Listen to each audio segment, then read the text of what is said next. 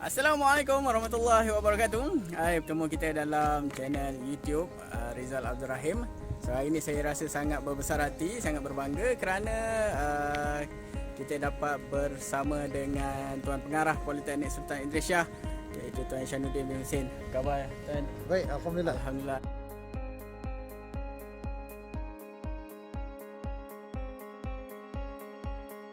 Tuan, ada beberapa soalan yang ingin saya ajukan. Oh, jangan soalan susah. Baik, yang pertama kalau kita lihat setiap hari Tuan bekerja dengan begitu bermotivasi tinggi, begitu bersemangat. Jadi bagaimana Tuan sentiasa mengekalkan motivasi dalam bekerja? Ya ke saya betul ke saya bermotivasi yang tinggi. Tapi pada saya bila saya celik mata selagi saya sebagai penjawat awam, saya perlu bekerja. Sekiranya saya tak bekerja, saya rasa itu bukan sepatutnya saya lakukan, kerana saya mendapat rezeki untuk kehidupan saya, keluarga saya, mestilah daripada punca yang sepatutnya, bahasa kita yang halal lah. Jadi motivasi, saya rasa bukan motivasi.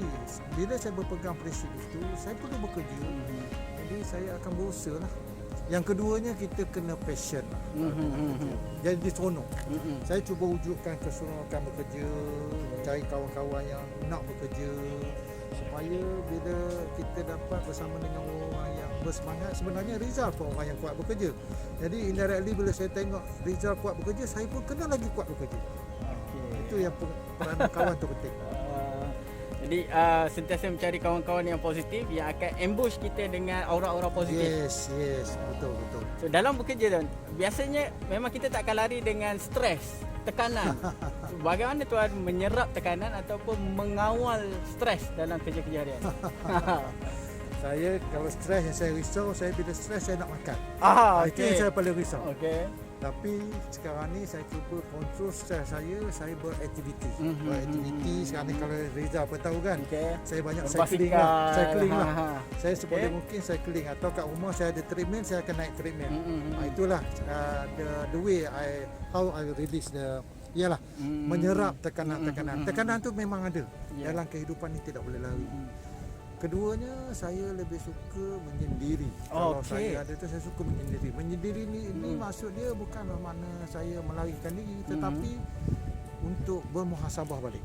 Kenapa aku nak stres, atau kalau ada sesuatu masalah, kenapa masalah tu wujud yang boleh kita rasa tertekan dan sebagainya. Jadi sebab itu kadang-kadang saya kalau tengok saya hilang, bukan hilang ke mana, saya to release back. Mengambil masa untuk kita, dalam diri kita sendiri. Itulah antara sebenarnya yang saya rasa yang saya lakukan. Okey. Mungkin soalan terakhir Cik Shan. Sebagai seorang ketua ataupun pemimpin, sesuatu skill yang perlu ada adalah membuat keputusan. Decision making. So bagaimana kita nak buat keputusan itu tepat? Keputusan yang terbaik. Pertama, kita kena letakkan diri kita kepada keadaan itu. Kalau keputusan melibatkan kemanusiaan, kita kena fikirkan kalau kita berada kepada keadaan manusia itu.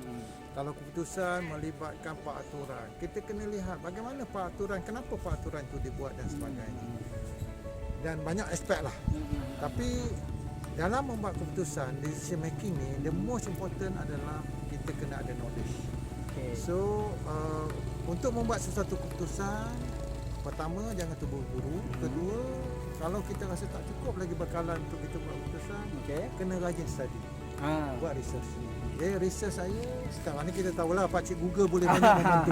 Kalau kita tak tahu misalnya arahan perkhidmatan, arahan perbendaharaan, just kita klik je lah, kita boleh cari. Boleh tengok.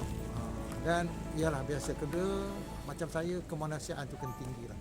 Dalam pengurusan, lagi-lagi dalam bidang pendidikan ini, kita berhubung dengan manusia, memberi perkhidmatan kepada manusia. Jadi kena ada passion dan nilai kemanusiaan kita kena tinggi. Kadang-kadang keputusan yang kita buat hari ini, dia sesuai untuk hari ini. Tapi mungkin masa akan datang dia tidak lagi relevan. Jadi ketika itu kita nyatakan bahawa keputusan kita itu tak tepat. Itu yang saya kata, dalam pengurusan ini kita kena pengurusan yang dinamik. Dia tak boleh statik, dia kena bergerak. Dia kena dinamik. Mana bukan makna kita berubah minggu lepas dengan minggu ini keputusan itu berubah kerana kita tak stick kepada keputusan. Tapi berubah kerana pengurusan yang dinamik. Bergantung pada situasi dan keadaan semasa. Okey. Jadi itu dia beberapa tips yang sangat penting yang perlu kita ambil iktibar untuk meningkatkan motivasi kita dalam apa jua bidang yang kita lakukan. Jadi terima kasih tuan atas masa yang diberikan dan nasihat yang diberikan. Semoga terus berjaya. InsyaAllah moga perkongsian ini akan memberikan sesuatu yang positif untuk anda semua. Baik, terima kasih. Jumpa lagi. Assalamualaikum.